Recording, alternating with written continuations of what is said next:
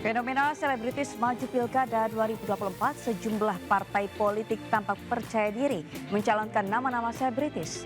Informasi ini bersama informasi lainnya akan kami hadirkan dalam Buletin Anyus Pagi selengkapnya.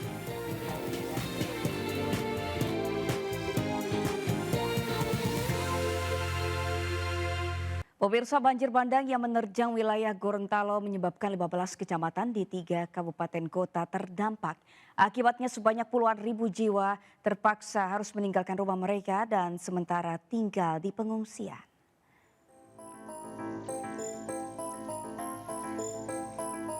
Banjir yang terjadi sejak Rabu kemarin menyebabkan aktivitas di kota Gorontalo, Kabupaten Bone Bolango, dan Kabupaten Gorontalo lumpuh total.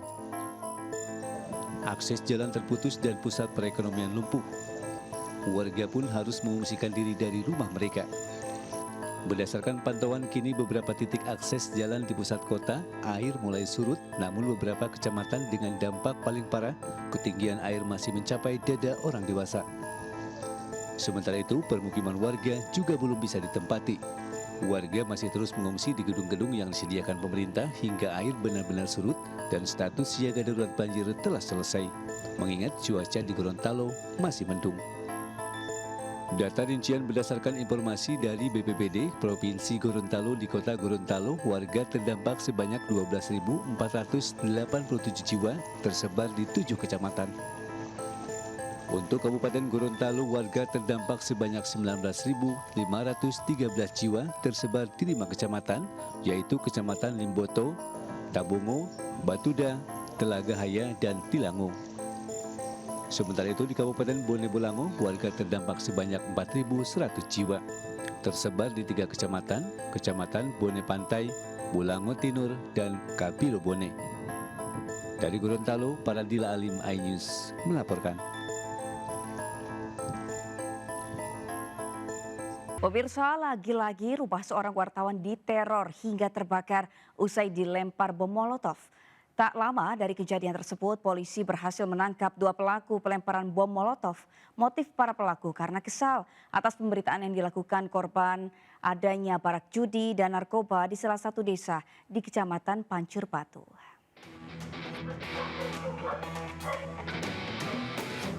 Rekaman CCTV ini menunjukkan pada saat para pelaku memantau di rumah korban berinisial LS di Jalan Narowi, Pancur Batu. Tidak berapa lama para pelaku yang menggunakan sepeda motor datang dan melempar bom Molotov ke rumah korban. Beruntung korban yang berada di rumah keluar dan cepat memadamkan api. Para pelaku pun meninggalkan barang bukti di lokasi berupa 1 karung yang digunakan untuk membawa 3 bom Molotov. Informasi yang didapat dari korban, peristiwa pelemparan bom Molotov ini sudah terjadi 2 kali. Para pelaku melakukan pelemparan karena kesal pemberitaan narkoba dan barak judi. Akibat pemberitaan korban, lokasi judi yang berada di salah satu desa di Kecamatan Pancur Batu, Kabupaten Deli Serdang, Sumatera Utara digerebek polisi. Kapolrestabes Medan Kombes Teddy John Marbun menyatakan para pelaku menggunakan bom Molotov 3 botol dari botol minuman keras. Sebelum melakukan aksinya, para pelaku terlebih dahulu pesta minuman keras. Dan hasil pengembangan dari tersangka yang sudah kita amankan di belakang ini, ada tersangka lain inisial FS alias Daus ditahan di Direktorat Narkoba karena terkait masalah narkoba.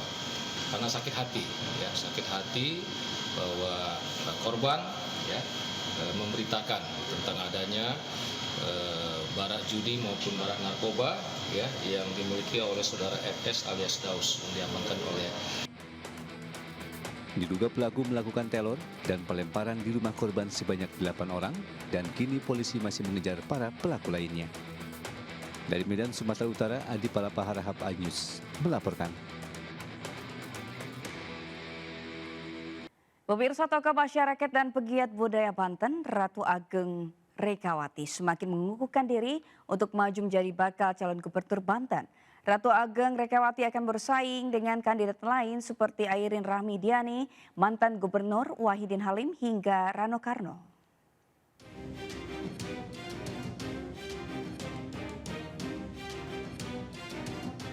Ratu Ageng Rekawati yang banyak bergelut di bidang sosial budaya mendapatkan dukungan dari warga Banten serta para ulama yang ada di Tanah Jawara.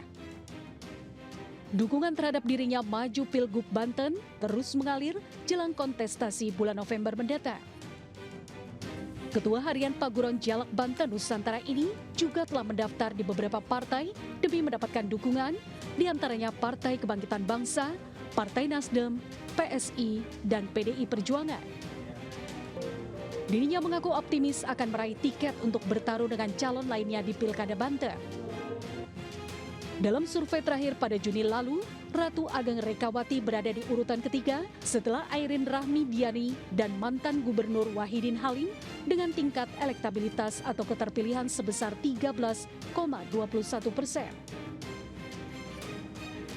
Sejumlah paslon bupati dan wakil bupati Ogan Komering Ulu Selatan akan berlaga pada Pilkada serentak 27 November mendatang. Sebagai program dan visi misi pun ditawarkan ke masyarakat saat bersosialisasi dalam rangka menarik minat warga agar dipilih saat pencoblosan. Dari berbagai program, para paslon mengusung Ogan Komering Ulu Selatan bebas paceklik. Untuk itu, para paslon mengutamakan akses jalan di seluruh Kabupaten Ogan Komering Ulu Selatan. Dengan akses jalan lebar dan mulus, tentu transportasi dapat berjalan lancar. Hasil bumi baik dari hasil pertanian, perkebunan, perikanan, maupun pertambangan dapat diangkut kendaraan besar. Investor dalam dan luar negeri pun diajak berinvestasi di bumi serasan seadanan ini dengan terlebih dahulu memperbaiki kinerja PLN dan PDAM yang menjadi sumber utama kehidupan. Dari Tangerang, Banten dan Oku Selatan, Tim Liputan iNews melaporkan.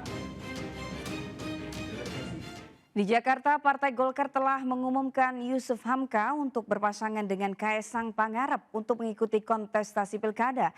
Meski demikian, Yusuf Hamka menyatakan siap pula jika ditugaskan Partai Golkar untuk pilkada di daerah lain. Yusuf Hamka akhirnya buka-bukaan terkait dirinya dicalonkan Partai Golkar untuk maju dalam pilkada Jakarta. Ditemui usai bertemu Mahfud MD di Jakarta, Yusuf Hamka mengakui sempat tidak menyangka dirinya diusulkan Ketua Umum Partai Golkar Airlangga Hartarto untuk maju dalam Pilkada Jakarta berpasangan dengan putra bungsu Presiden Joko Widodo Kaesang Pangarep. Hal itu terjadi dalam pertemuan pengurus Partai Golkar dengan Partai PSI pada hari Kamis lalu. Yusuf Hamka mengungkapkan saat itu ia hanya diminta datang ke kantor DPP Golkar. Namun karena sudah perintah dari partai, maka dirinya pun menerima tugas tersebut. Tunjuk apa Pak wakilnya? Oh, wakil gubernur, saya bilang. Saya cuma bisa bilang, ini nggak salah Pak, saya nggak punya logistik. Logistik saya bukan buat bagi-bagi rakyat. Saya bilang, ini udah perintah katanya. Oh iya, saya bilang perintah saya tetap jalankan. Lebih lanjut, pria yang akrab disapa Baba Alul tersebut tidak mempermasalahkan dirinya hanya menjadi calon wakil gubernur Jakarta. Menurut pengurus PBNU tersebut, posisinya sebagai calon wakil gubernur tentu sudah dipikirkan pimpinan partai sebelum diumumkan ke publik. Namun, Yusuf Hamka tidak menampik bila mendapat penugasan lain dari Partai Golkar. Siap nggak siapnya tergantung perintah. Ini kan baru wacana kalau Pak Kaesang di Jakarta. Kalau disuruh bisa milih nih, membangun, saya pengen bangun kampung saya, Kalimantan Timur. Ya kan? Saya bangun kampung saya yang saya jadi warga kehormatan mana? Sumedang. Sementara dalam pertemuannya dengan mantan Menko Polhukam Mahfud MD, Yusuf Hamka menyebut pertemuan selama 1 jam tersebut untuk berkonsultasi soal utang negara terhadap perusahaannya. Sebelum mengundurkan diri sebagai Menko Polhukam, Mahfud MD telah berkirim surat kepada Menteri Keuangan perihal batas waktu hingga Juni 2024 untuk kejelasan pembayaran utang negara kepada perusahaan milik Yusuf Hamka. Dari Jakarta, Indra Setiabudi, Nadifa, iNews melaporkan. Fenomena selebritis maju Pilkada 2024 mulai dilirik oleh sejumlah partai. Bahkan sejumlah partai politik tampak percaya diri untuk memunculkan nama-nama selebritis. Dari sekian nama yang muncul akan menjadi bahan diskusi publik.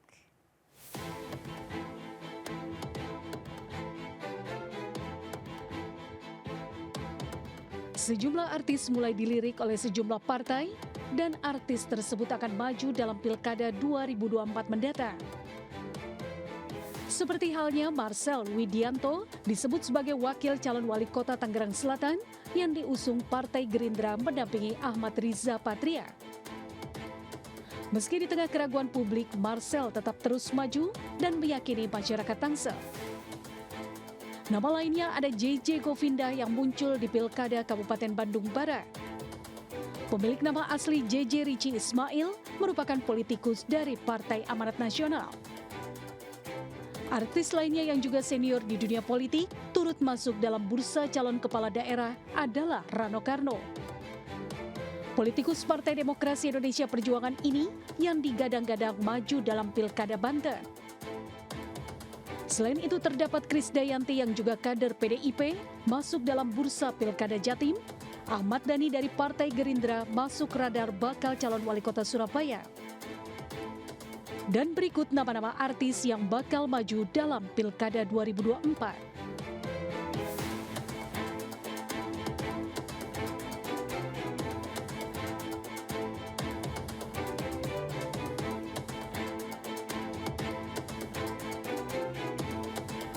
Fenomena selebritis di Pilkada serentak 2024 dapat dijadikan gimmick politik yang dilakukan parpol. Padahal, belum tentu parpol yang dimaksud bakal benar-benar mengusung calon tersebut. Gimik politik tersebut memiliki tujuan untuk mendapatkan atensi media atau masyarakat dan mendongkrak nilai politik dari sebuah parpol dalam pilkada. Tim Liputan iNews melaporkan.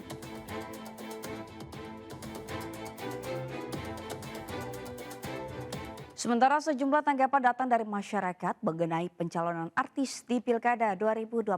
Berikut liputannya.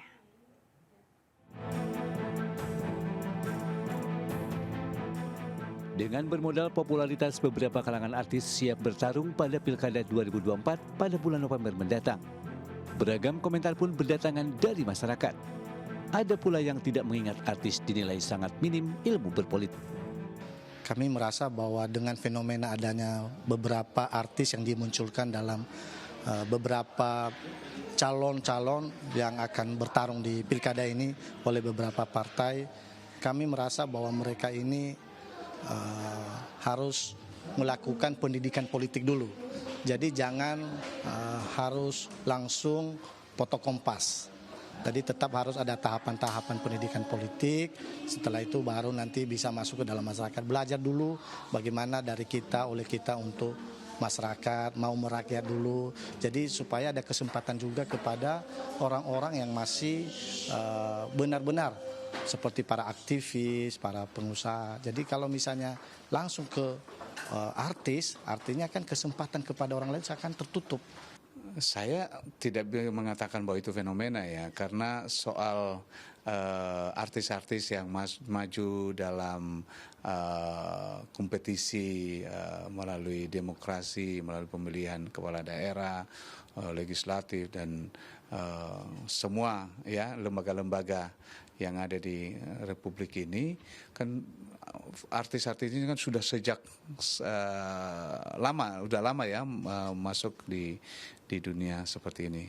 Jadi bukan hanya untuk pilkada serentak yang sekarang yang akan berlangsung nanti di bulan November. Tim Liputan iNews melaporkan.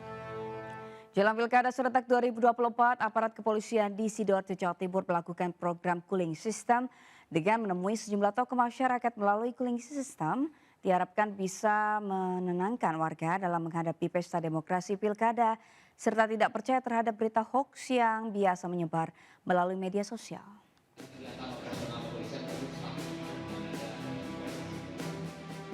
Berupaya merangkul dan mengajak kerjasama dengan warga untuk menciptakan suasana yang aman dan kondusif jelang pilkada serentak, terus dilakukan aparat Polresta Sidoarjo, salah satunya melalui program cooling system dengan melakukan pertemuan dengan warga. Melalui program cooling system jelang pilkada serentak 2024 yang dikemas dalam giat sahabat curhat ini, seluruh perwira pimpinan Polri turun ke lapangan menyapa masyarakat langsung sebagai upaya untuk menciptakan suasana kekeluargaan. Sebanyak ratusan desa di 18 kecamatan serentak melakukan kegiatan cooling system sebagai upaya untuk menciptakan suasana kekeluargaan dan humanis jelang momen pilkada. Dengan adanya program tersebut, masyarakat agar tidak langsung percaya dengan berita hoax yang bisa cepat menyebar melalui media sosial.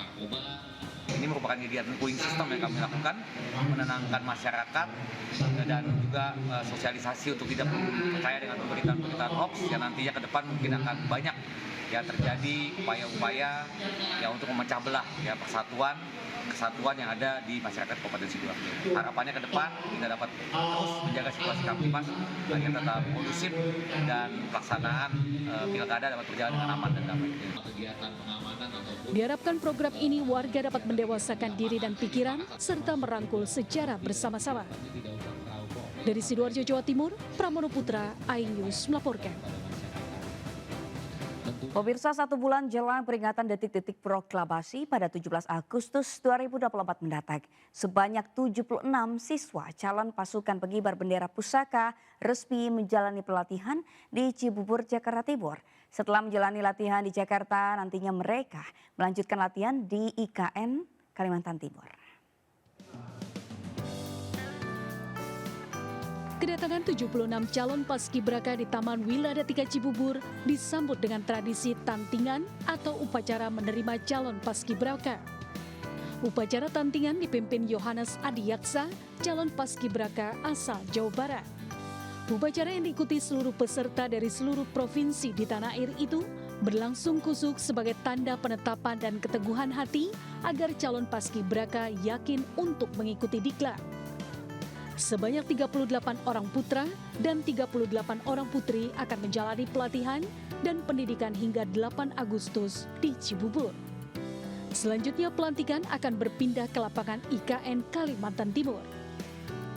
Jadi pelatihan dilaksanakan sebagian di Jakarta, setelah itu kami pindah ke lokasi Ibu Kota Nusantara untuk melaksanakan gladi-gladi di sana. Ya, lapangan sudah siap, kami kemarin ngecek untuk hunian juga sudah siap, ya mudah-mudahan semuanya berjalan lancar sesuai perkiraan. Ya, tidak jauh berbeda, hanya nanti mimbar kehormatannya yang sedikit berbeda. Ya, kalau layoutnya tidak jauh berbeda. Saya tambahkan sedikit, nanti berangkat dari Jakarta, berapa mereka ke 10? Tanggal 10. Selesai mengikuti tradisi tantingan, para peserta diklat selanjutnya memasuki Desa Bahagia, lokasi mereka bakal menjalani latihan. 2 calon paskibraka Muhammad Yusran dari Aceh dan Brigita dari Papua Tengah memotong pita dan sekaligus memimpin peserta lainnya memasuki Desa Bahagia. Tim Liputan iNews melaporkan.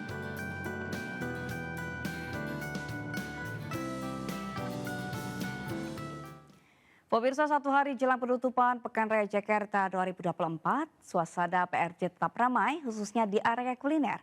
Berikut laporan Faisal Rinaldi dari Kemayoran, Jakarta. Pemirsa, hari-hari terakhir jelang penutupan Jakarta Fair 2024, antusiasme dari masyarakat ini semakin tinggi. Pantauan kami di sini, khususnya di area kuliner Jakarta Fair, memang masyarakat suasananya ini sangat ramai. Karena kan di sini pemirsa memang ada berbagai macam jajanan yang ditawarkan, mulai dari makanan tradisional hingga makanan kekinian. Nah, yang menjadi atau yang menarik perhatian kami di sini adalah salah satu makanan tradisional khas Betawi, yakni kerak telur, di mana kerak telur ini pada dasarnya memang makanan tradisional, namun bisa bersaing dengan makanan kekinian lainnya. Kita langsung tanya saja ke salah satu pembeli kenapa memilih kerak telur untuk disantap pada hari ini. Halo, selamat malam Ibu. Halo, malam. Nah, dulu namanya siapa, dari mana? Mita, dari Cengkareng. Oke, Ibu Mita ini kenapa milih kerak telur nih dibanding makanan lain? Ya karena khas ya, ini kerak telur tuh khas. Kalau di PRJ makan kerak telur sensasinya beda. Favoritnya telur apa sih? Telur ayam atau telur bebek? Bebek pastinya, telur bebek. Ini kan tiap tahun PRJ selalu diadakan, tiap tahun pasti ke PRJ atau gimana? Cuman tahun lalu enggak, biasanya sih datang untuk makan kerak telur. Terima kasih, silakan dilanjut makannya. Ya pemirsa, memang selain kulineran, masyarakat ataupun pengunjung di sini juga bisa datang ke berbagai tenan. Seperti misalnya ada yang menjual berbagai produk kecantikan, kemudian juga pakaian, produk atau perlengkapan otomotif, dan juga masih banyak yang lainnya. Nah, untuk pemirsa, ini memang yang ingin datang agar datang bisa ke penutupan Jakarta Fair yang akan digelar pada 14 Juli 2024. Dari Jakarta, Faisal Rinaldi, Muhammad Zulkarnain, iNews melaporkan. Pemirsa, pameran dengan beragam karya selalu menjadi incaran bagi siapa saja. Salah satunya pameran seorang pejuang kejujuran yakni Hugeng Iman Santoso. Salah satu anggota kepolisian yang memiliki banyak karya dan selalu mengutamakan kejujuran saat kepemimpinannya menjadi mantan Kepala Kepolisian Negara Republik Indonesia.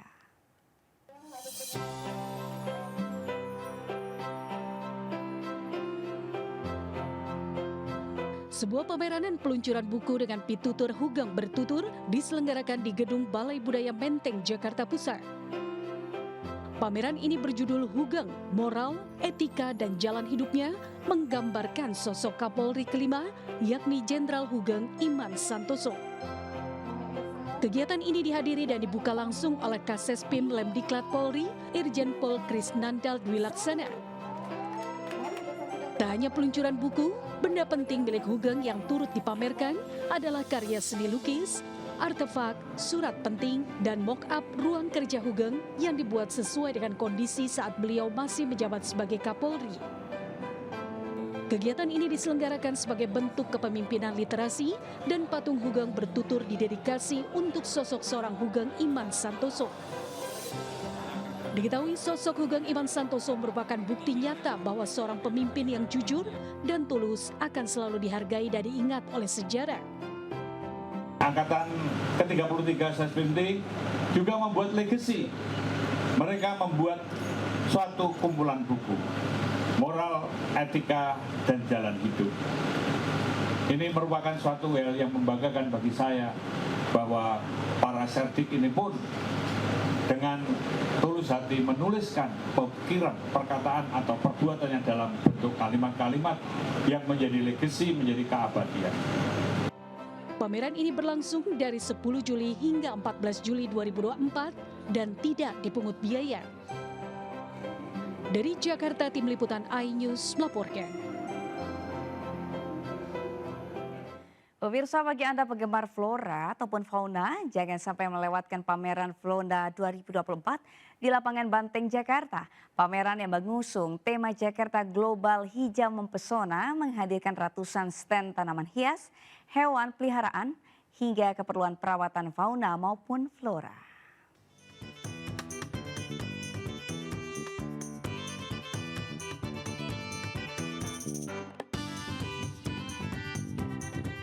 Pameran Flora 2024 di lapangan Banteng, Jakarta Pusat dapat menjadi pilihan untuk menghabiskan liburan akhir pekan bersama keluarga.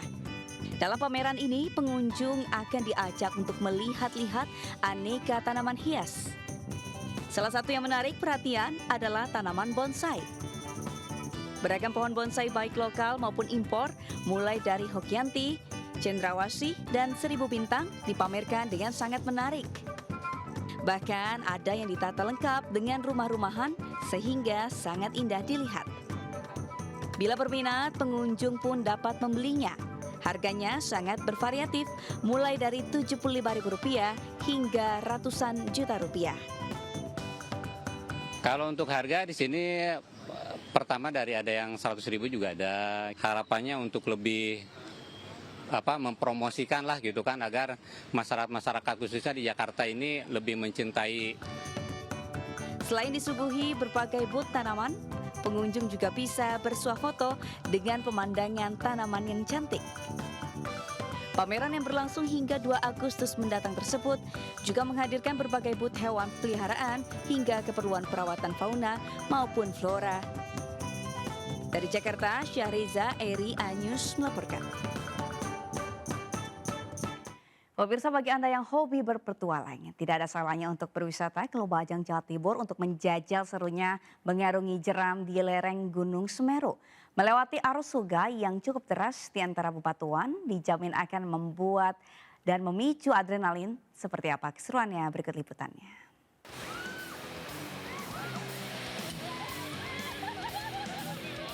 Yuhu, waktunya jalan-jalan lagi. Cuma setengah jam dari Lumajang, pemirsa bisa nemuin lokasi yang sekeren ini. Ya, kali ini kita akan main air lagi dengan mencoba main rafting di lereng Gunung Semeru, Jawa Timur. Ini sih super duper keren. Bisa menyusuri sungai seperti ini bersama teman dekat atau keluarga. Tapi harus mengikuti arahan dari mentor ya, biar selamat. Karena di sini kita akan melewati sungai berarus deras dengan banyak bebatuan. Apalagi jarak yang ditempuh pun cukup jauh, sekitar 4 km dengan waktu tempuh sekitar 2 jam. Kalau penasaran, lokasinya ada di Desa Senduro, Kabupaten Lumajang. Ini pertama kali, tapi sangat seru. Seru sekali. Seru banget, awalnya deg-degan. Tapi pas di tengah-tengah, wow mantap. Pemandangannya bagus banget, masih rindang, banyak hutan juga. Yang pertama yaitu airnya sangat jernih, karena memang ini sumbernya dari lereng Semeru. Yang kedua pemandangannya sangat alami. Dan kita punya 2 keunggulan, ada gua monyet dan gedung kowo. Di situ kita bisa bermain air nanti. Oh ya, di sini khusus untuk dewasa ya, karena demi keselamatan. Dan untuk mencoba keseruan menyusuri jeram ini, pengunjung cukup membayar Rp150.000 per orang. Dari Lumajang, Jawa Timur, Yayan Nugroho, iNews melaporkan. Pemirsa, jelang musim sekolah, pengguna jasa jahit dan reparasi sepatu melonjak hingga 40%. Untuk melayani konsumen yang ingin reparasi sepatu, selain jasa jahit, tukang reparasi sepatu ini jika menyediakan bahan alias sepatu baru jika penggunaannya ingin menggantinya.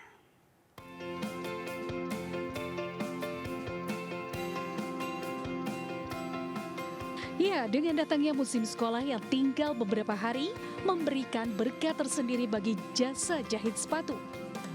Seperti dialami Heri Suyatno, merupakan satu dari puluhan tukang jasa jahit sepatu di Sidoarjo. Beberapa hari jelang masuk sekolah, pria ini buka jasa jahit dan reparasi sepatu dan kebanjiran order jahit sepatu, baik sepatu rusak maupun sepatu baru. Heri dibantu dengan istrinya mampu meraih cuan hingga ratusan ribu rupiah. Untuk biaya perbaikan sepatu, Heri membandrol biaya antara Rp15.000 hingga Rp30.000 per pasang sepatunya. Selain menerima jahit sepatu atau sandal, dirinya juga menerima jahit tas. Jelang musim sekolah kali ini, ia mengaku peningkatan jahit sepatu meningkat lebih dari 40% dengan keuntungan bersih mencapai Rp500 hingga Rp600.000 per harinya. Peningkatan kalau mau masuk sekolah ini, alhamdulillah barokah. Hampir 30-40%. Ada yang baru, ada yang enggak, tergantung orangnya punya uang apa enggak. Tergantung perusahaannya, kalau lebih parah ya mahal, hampir 25-30. Kalau normal ya 20-15.000. Alhamdulillah, nggak bisa dihitung Mas. Kalau ada sepinya, ada naiknya. Meski terkadang dianggap remeh, namun jasa jahit dan reparasi sepatu ini dianggap sangat membantu masyarakat, khususnya saat jelang musim sekolah ajaran baru seperti saat ini. Dari Sidoarjo, Jawa Timur, Pramono Putra, iNews melaporkan. Dan pemirsa, informasi tadi sekaligus menandai akhir jumpa kita hari ini. Saya Sabrina Silah pamit undur diri. Terima kasih, selamat pagi, sampai jumpa.